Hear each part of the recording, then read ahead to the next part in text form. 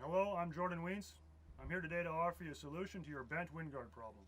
This problem occurs when large volumes of feed coming into the machine are moved over by these augers and into this wind guard tine. This wind guard tine is deflected inwardly and upwardly to the point where it can get lodged over this roller and come in contact with this roller.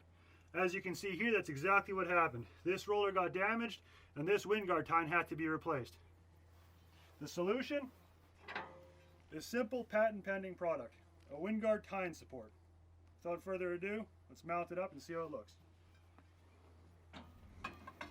This product slides onto the existing wind guard tines and the stud through the existing hole in the wind guard bar.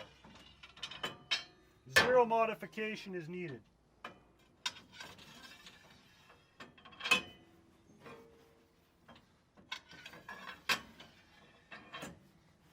This product increases the capacity of this machine.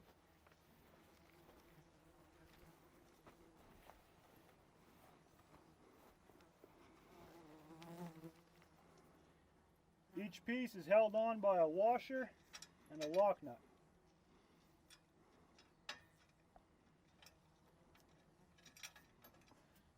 All you want to do is snug it up. It's that simple. This product was designed for the 560 and 565 New Holland and Case balers.